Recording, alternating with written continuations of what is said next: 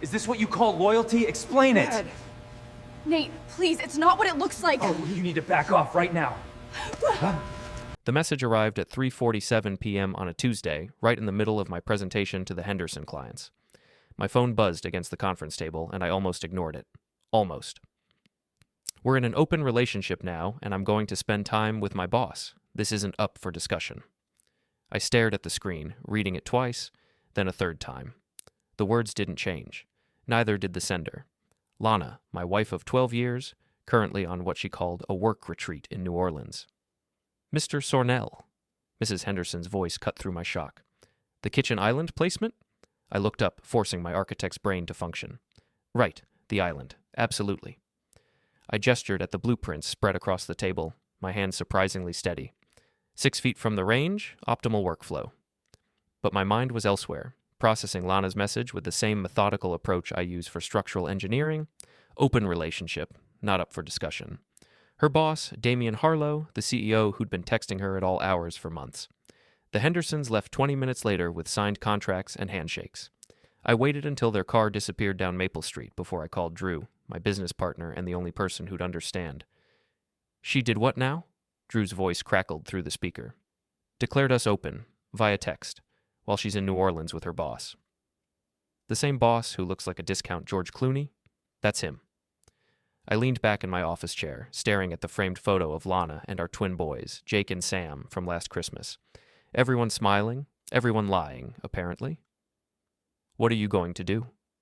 I was quiet for a long moment, my mind already working through possibilities. Lana had always been calculating, always 3 steps ahead in her career, but she'd made one crucial mistake. She'd assumed I'd roll over and accept this. I'm going to give her exactly what she asked for, I said finally. Which means? Freedom, complete freedom, starting with the joint accounts. Drew whistled low. Wilder, that's logical. She wants independence? She can have it. I was already pulling up our bank's website, fingers moving across the keyboard. She can chase her boss all she wants, from her own apartment with her own money. The first transfer went through in seconds. $53,000 from joint checking to my personal account, then savings, then the emergency fund she'd insisted we maintain for unexpected situations. Well, this was certainly unexpected. My phone buzzed again, another text from Lana. Having dinner with Damian tonight. Don't wait up. I laughed, actually laughed out loud in my empty office. Don't wait up, I wouldn't be waiting at all. The Tesla app was next. Lana loved that car, loved the way it made her feel important pulling into the corporate parking lot. A few taps disabled the remote start, changed the access codes, and locked the charging port. Let her figure out how to get around New Orleans without it. Then I called our security company. Hi, this is Wilder Sornel on Elm Street. I need to change our access codes immediately. My wife lost her key fob. No problem, Mr. Sornel. What's the new code you'd like? I thought for a moment, then smiled. Arrow 347, the time I got her message today. The house locks were next. Smart locks were convenient when you wanted to keep someone out as much as let them in. I programmed new codes, disabled Lana's fingerprint access, and activated the security cameras. By 6 p.m., I was sitting in my kitchen with a beer and a legal pad, making lists. Drew had come over with Chinese takeout and his laptop, ready to help with what he called Operation Reality Check. She's going to lose her mind when she gets back, he said, opening a container of lo mein. She's going to lose more than that. I showed him my notes. Look at this. She's been planning this for months. The business trips that weren't in her calendar, the new clothes, the gym membership she suddenly needed. You think she's been seeing him that long? I know she has. I pulled out my phone and opened Lana's cloud account. She'd given me the password years ago for sharing photos, never bothering to change it. Look at this. Before we dive deeper into this story, I have one small request. Please subscribe, drop a like, comment, and hit that hype button to boost this channel so more people can discover these incredible Reddit stories. Her photo stream told the story, dinner photos from restaurants I'd never been to, selfies in hotel bathrooms that weren't the conference hotel she'd claimed to be staying at. And then, 3 weeks ago, a photo she'd apparently forgotten to delete. Damian's hand on her thigh in what looked like a very expensive restaurant. She's not even trying to hide it, Drew said. Why would she? She thinks I'm too pathetic to fight back. My phone rang. Lana's ringtone, the one I'd set to Gold Digger as a joke years ago. It didn't seem funny anymore. Hello, sweetheart, I answered. What did you do to my car? Her voice was sharp, angry. Nothing. Why? It won't start. The app says there's a system error. That's strange. Maybe you should call Tesla or ask Damien for a ride. Silence. Then, what's that supposed to mean? Nothing at all. How's your work retreat going? Learning lots of new techniques? Wilder, what's wrong with you? You're acting weird. I looked at Drew, who was grinning and giving me a thumbs up. I'm acting weird? You text me about opening our marriage, and I'm the one acting weird? We'll talk when I get home. Will we? Because according to your message, this wasn't up for discussion. The line went quiet for so long, I thought she'd hung up. Then, fix my car, Wilder. Fix your own car, Lana. You're a strong, independent woman now. Figure it out. I hung up and immediately turned off my phone. She's going to try calling the house, Drew said. Let her. I unplugged the landline an hour ago. We spent the next 2 hours going through Lana's digital footprint. Her social media was locked down, but she'd forgotten about her Pinterest boards. Dozens of pins about starting over, new beginnings, and upgrading your life. One board was titled New Orleans Style and filled with apartment listings in the French Quarter. She's been planning to move there, Drew said. Good, I'll help her pack. At 10 p.m., the security system chimed. Someone was at the front door. The camera showed Lana's best friend, Marcia, holding her phone up, clearly recording. Wilder. Marcia's voice came through the intercom. Open this door right now. Lana is stranded. I leaned into the microphone. Hi, Marcia. Tell Lana I said congratulations on her new open relationship. I'm sure your followers would love to hear about it. Marcia's face went pale. She lowered her phone quickly. That's what I thought, I muttered. Drew was laughing so hard he nearly choked on his beer. You're enjoying this. I'm getting started. The next morning brought 17 missed calls and 43 text messages. I read them over coffee, each one more desperate than the last. Wilder, this is ridiculous. Answer your phone. I'm coming home today. We need to talk. Stop being childish. The last one, sent at 2 a.m., was different. I made a mistake. Can we please just talk? Too late for that, I thought, deleting the thread. I drove to the office early, stopping at the coffee shop where half the town gathered for gossip. Mrs. Frawley, our 70-year-old neighbor, waved me over to her usual corner table. Wilder, dear, is everything all right? I saw all the commotion at your house last night. Mrs. Frawley knew everything that happened on Elm Street. She was better than a security system. Just some confusion with Lana's travel plans, I said carefully. Oh, that's right. She's in New Orleans. For work. Mrs. Frawley's tone suggested she knew exactly what kind of work Lana was doing. Something like that. Well, you know, my nephew works at that fancy hotel downtown there, the Ritz-Carlton. He mentioned seeing someone who looked just like Lana having dinner with a gentleman. Very romantic, he said. I nearly choked on my coffee. Is that right? Oh, yes. He even took a photo. You know how young people are with their phones. Would you like me to ask him to send it to you? That's very thoughtful, Mrs. Frawley. By noon, I had the photo. Lana and Damien at a candlelit table, his hand covering hers, both of them gazing into each other's eyes like teenagers. The timestamp showed it was taken 2 nights ago, the same night she'd texted me about their open relationship. I forwarded it to Drew with a simple message. Evidence. His reply was immediate. She's done. The afternoon brought more entertainment. Lana's company credit card, which I'd discovered was linked to our joint account for convenience, started showing charges. Expensive ones. A shopping spree on Magazine Street, lunch at Commander's Palace, a spa treatment that cost more than most people's rent. I called the credit card company. I need to dispute several charges, I told the representative. My wife's card was apparently compromised. I can help you with that, Mr. Sornel. Which charges would you like to dispute? All of them from the last 3 days. Someone's been using her card for unauthorized purchases. Within an hour, the card was frozen pending investigation. I imagined Lana's face when it got declined at whatever expensive restaurant she was planning to visit tonight. Drew showed up at my office around 4 with a bottle of whiskey and a plan. You need to get ahead of this story, he said, pouring 2 glasses. Small towns love gossip, but they hate cheaters more. What are you suggesting? The Family Friday thing tomorrow night. At the park, half the town will be there. Family Friday was a monthly community event where local families gathered for food trucks and live music. Lana had organized it for the past 3 years, positioning herself as the perfect community leader. She'll be back by then, I said. Exactly. Let her show up. Let her try to play the perfect wife role. Then let everyone see what she really is. I considered this. It was risky, but Lana had made her choice. She'd declared war via text message. Time to show her what war actually looked like. What do you have in mind? Drew grinned. Leave that to me. That evening, I got a call from an unknown number. Wilder, it's Damien Harlow. I almost laughed. The boss himself, calling to clean up his mess. Hello, Damien. How's New Orleans treating you? Listen, I think there's been a misunderstanding. Lana is very upset. I bet she is. Credit card's not working, car troubles, that must be frustrating. Look, we're both adults here. These things happen in marriages.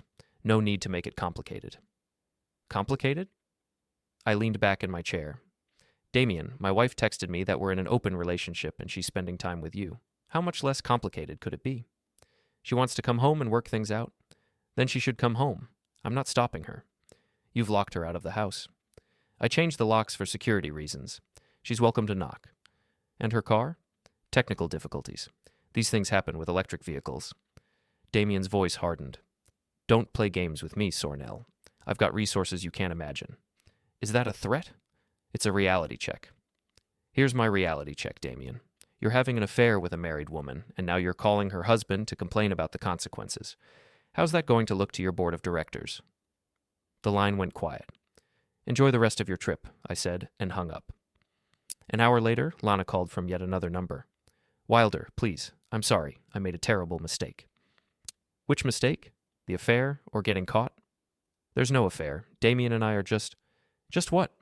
Just holding hands at romantic dinners, just sharing hotel rooms, just planning your new life in New Orleans? Silence. I know about the apartment listings, Lana. I know about the photos. I know about everything. How do you... Never mind. It doesn't matter. I want to come home. The house is here waiting for you. So am I. You changed the locks. I changed the codes. Big difference. You want in? Knock on the door like a civilized person and ask. This is my house too. Our house. Our marriage. Our joint accounts that you've been draining for your romantic getaway. I haven't been... Lana, I have receipts. Literally. Every charge, every purchase, every expensive dinner you've shared with your boss. So let's skip the lies. She was crying now, or pretending to cry. With Lana, it was always hard to tell. What do you want from me? I want you to come home and face what you've done. I want you to look our sons in the eye and explain why Mommy decided Daddy wasn't good enough anymore. I want you to stand in front of our friends and neighbors and own your choices. And then? Then we'll see what happens next. But I already knew what would happen next. I'd been planning it all day. Lana arrived home Thursday evening in a rental car, looking like she'd aged 5 years in 4 days. I watched through the security camera as she stood on our front porch, staring at the door she couldn't open. Finally, she knocked. I took my time answering, making sure to look completely relaxed when I opened the door. Hello, sweetheart. How was your work retreat? She pushed past me into the house, dragging her suitcase behind her. We need to talk. I thought this wasn't up for discussion. Lana stopped in the middle of our living room, looking around like she was seeing it for the first time. Everything was exactly the same, but somehow different. Cleaner, calmer. The family photos were still there, but I'd moved them to less prominent positions. Where are the boys? At your mother's. I thought they should be somewhere stable while we sorted this out. You had no right to? I had every right. I'm their father, and their mother just announced she's exploring other options. Lana sat down heavily on the couch, her designer clothes wrinkled from travel. It wasn't supposed to happen like this. How was it supposed to happen? You were going to ease me into the idea of sharing you? I was confused. Damien made me feel different, important. And I didn't? She looked at me then, really looked at me, and I saw something I'd never seen before, uncertainty. Lana was always sure of everything, always in control. Now she looked lost. You made me feel safe, she said quietly, but not exciting. So you decided to find excitement elsewhere. I thought I could have both. I sat down across from her, maintaining distance. Both? You for stability, him for everything else. The honesty was almost refreshing. Almost. And what did I get in this arrangement? You got to keep your family. My family? Lana, you just told me you want to share yourself with another man and you think I should be grateful to keep the scraps? It's not like that. It's exactly like that. I leaned forward. But here's the thing. I don't want scraps. I don't want to be the safe choice while you have adventures. So congratulations, you got what you asked for. What do you mean? I mean, you're free. Completely free. No joint accounts, no shared responsibilities, no safety net. You want exciting? Go be exciting. Lana's face went pale. You're talking about divorce. I'm talking about giving you what you said you wanted. I never said I wanted a divorce. You said you wanted an open relationship. Same thing, just with more steps. She started crying then, real tears this time. Wilder, please, I made a mistake. I can fix this. How? I'll end it with Damien. I'll quit my job. We can start over. I studied her face, looking for sincerity. All I saw was panic. You'll quit the job you love, that makes you feel important, to save a marriage you just declared open? Yes? And in 6 months, when you're bored and resentful, what then? Another work retreat? Another boss who makes you feel special? It won't happen again. You're right, it won't. The next evening was Family Friday, and I arrived at the park alone. Drew was already there, setting up near the bandstand with his laptop and a small speaker system. He was volunteering as the evening's DJ, a role that would give him access to the microphone. Families were scattered across the grass on blankets, kids running between the food trucks, everyone relaxed and happy. The perfect setting for what I had planned. Lana arrived 20 minutes later, looking like she'd spent hours getting ready. Perfect makeup, perfect outfit, perfect smile as she greeted the neighbors who'd been gossiping about her absence. Wilder! Mrs. Henderson waved me over to their blanket. How was Lana's work trip? Educational, I said, loud enough for several nearby families to hear. She learned a lot about hands-on management techniques. Mrs. Henderson looked confused, but Mr. Henderson chuckled. He was a businessman. He understood workplace dynamics. Lana appeared at my elbow, her smile tight. Hello, everyone. Sorry I'm late. Work has been so demanding lately. I bet, said Tom Morrison from across the blanket. Wilder was just telling us about your management training. Oh, yes, I said. Very intensive. Lots of one-on-one sessions with the boss. Really immersive experience. Lana's grip tightened on my arm. Wilder, could I speak with you privately? Of course, sweetheart. Excuse us, everyone. We walked toward the edge of the park, away from the crowd. What are you doing? She hissed. Making conversation. Isn't that what we do at community events? You're making jokes about my work. Am I? I thought I was being supportive of your professional development. Stop it. Stop what? Stop talking about your work retreat. Stop mentioning your boss. Stop pretending everything is normal. People are staring. I looked around. She was right. Half the park was watching us, pretending not to listen but clearly interested in the drama. Then maybe we should give them something to really look at. Before she could ask what I meant, Drew's voice came over the speaker system. Good evening, everyone. Welcome to another Family Friday. We've got great music lined up tonight, but first, I want to recognize some of our community members who've been working extra hard lately. I started walking back toward the crowd, Lana hurrying to keep up. Let's hear it for Lana Sornel, who just got back from an intensive work retreat in New Orleans. Polite applause rippled through the crowd. Lana smiled and waved, but I could see the panic in her eyes. And let's especially thank her boss, Damien Harlow, for providing such personal attention to her professional development. The applause faltered as people began to understand what they were hearing. I'm sure everyone would love to hear about the hands-on training techniques they used. Very cutting-edge stuff.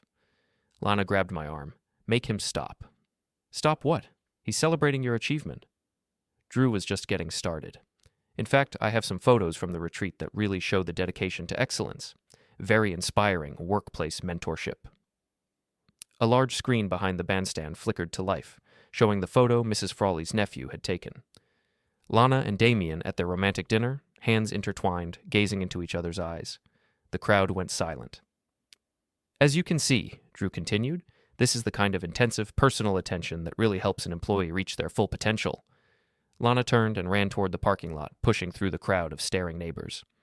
I followed at a leisurely pace, nodding to friends and acquaintances who were too shocked to speak. I found her in the parking lot, fumbling with her car keys, crying and cursing. Lana! She spun around, mascara streaked down her cheeks. You destroyed me, in front of everyone. I didn't destroy anything. I just shared your professional achievements. They'll never look at me the same way. Probably not. How could you do this to me?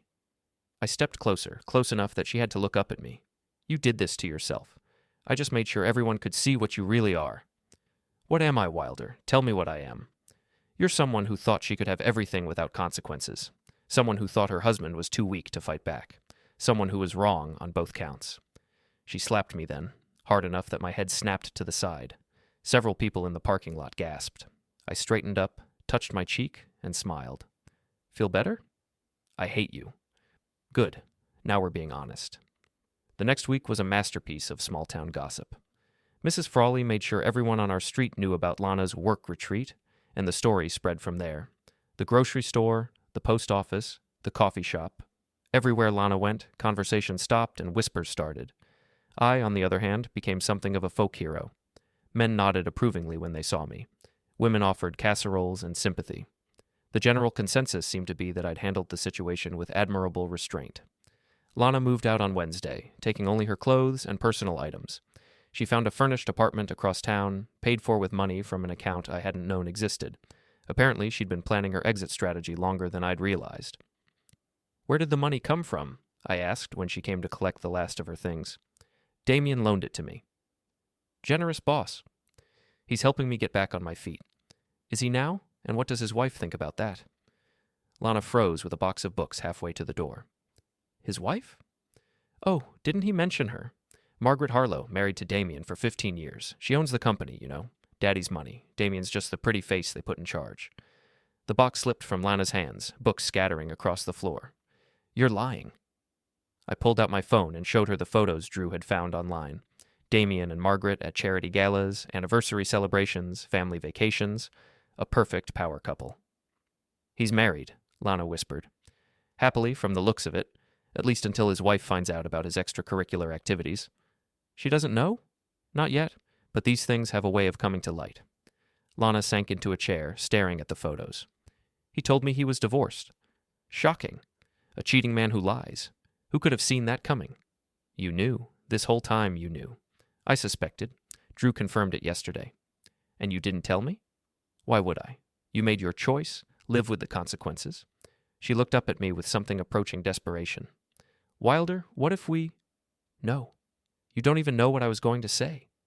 I know it starts with 'what if' and ends with me forgiving you for humiliating our family. The answer is no. The boys need their mother. The boys need a mother they can respect. Figure out how to become that person, then we'll talk about custody." I left her sitting there surrounded by scattered books and broken dreams. The next phase of my plan required patience. I knew Damien would eventually make a move. Men like him couldn't stand being outmaneuvered by someone they considered beneath them. I just had to wait for him to reveal himself. I didn't wait long. Friday evening, I was working late in my office when I heard footsteps in the outer hallway. The building should have been empty, but I'd been expecting company. Damien Harlow walked through my door like he owned the place, followed by a thin man in an expensive suit who screamed, "Corporate lawyer." "Mr. Sornel," Damien's voice was calm, controlled. "We need to talk." "Do we? About what?" "About the harassment campaign you've been conducting against my employee." I leaned back in my chair, studying them. "Employee? Is that what we're calling her now?" "Ms. Merrick has filed a complaint about your behavior. Stalking, financial manipulation, public humiliation." "Ms. Merrick, not Mrs. Sornel?" The lawyer stepped forward. "Mr. Sornel, my client is prepared to be reasonable, but your actions have crossed several legal lines." "Which lines would those be?" "Accessing her personal accounts without permission, disabling her vehicle, freezing her credit cards." "Joint accounts that I'm legally entitled to access. A car that's registered in my name, credit cards linked to accounts that I control," I smiled. "I've been very careful to stay within legal boundaries." Damien's composure cracked slightly. "You embarrassed her in front of the entire community." "I shared publicly available information at a public event. Freedom of speech and all that." "You're going to stop this harassment, or we'll make you stop. Is that a threat?" "It's a promise." I stood up, and both men took an involuntary step backward. I'm not a small man, and I'd been working construction since high school. Desk jobs hadn't made me soft.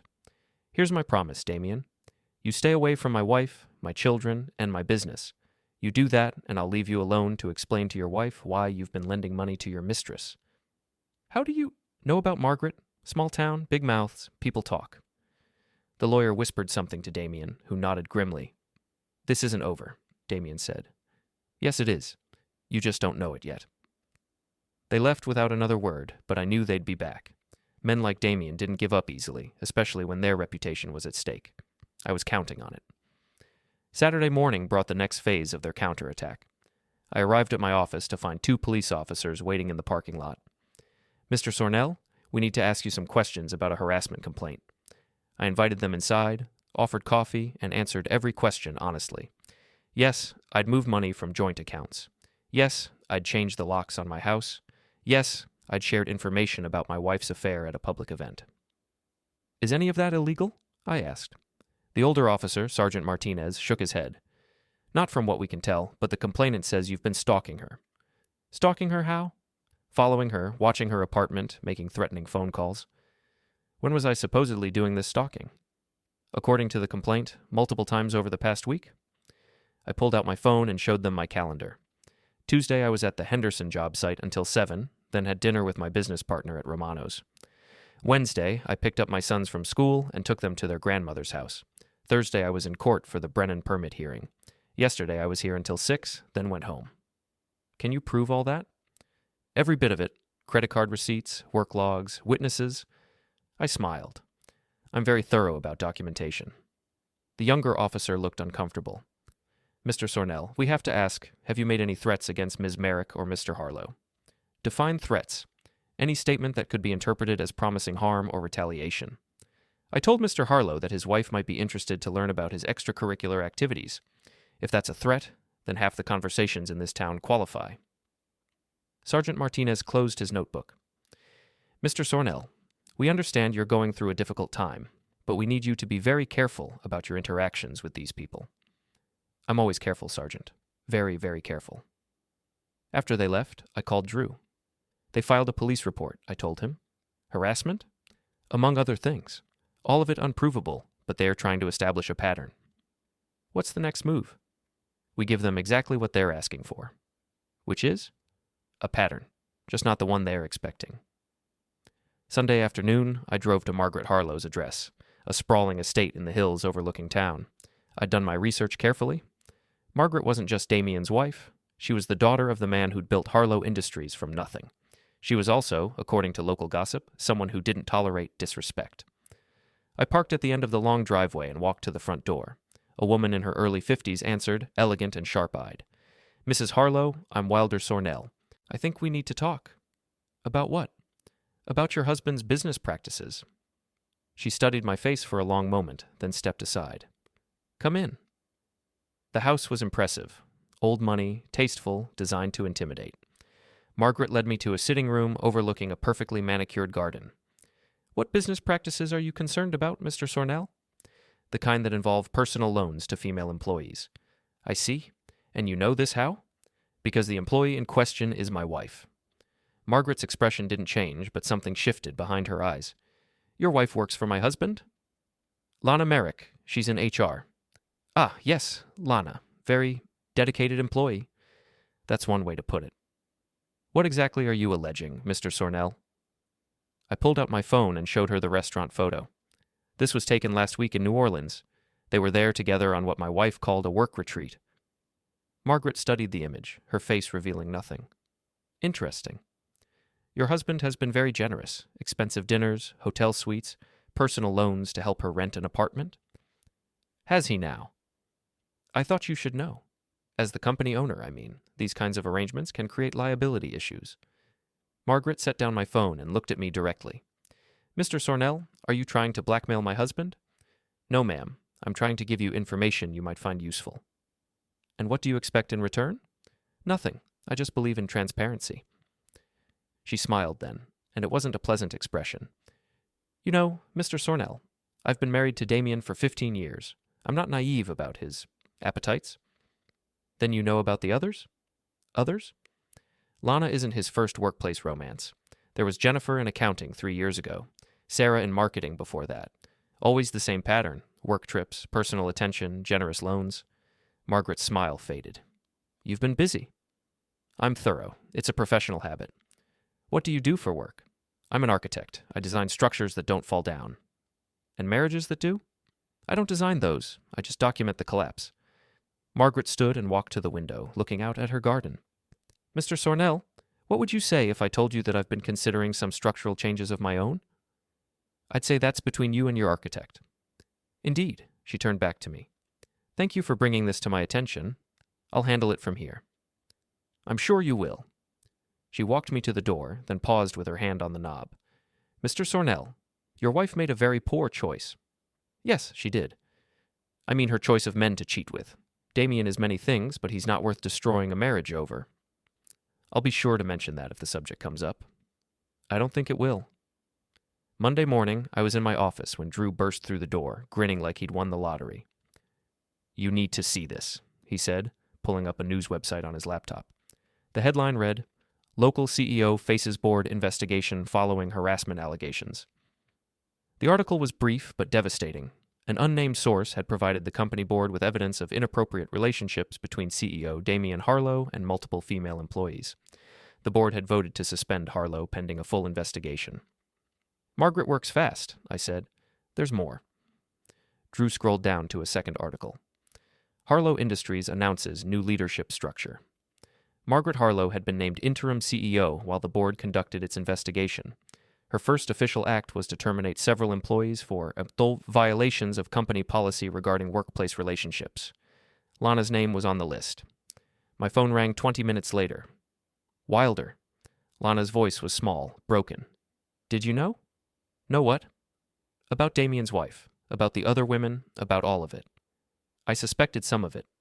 He's been using me, all of us." "Yes. I lost my job, my apartment, everything." "I'm sorry to hear that." Are you? Are you really sorry?" I thought about it honestly.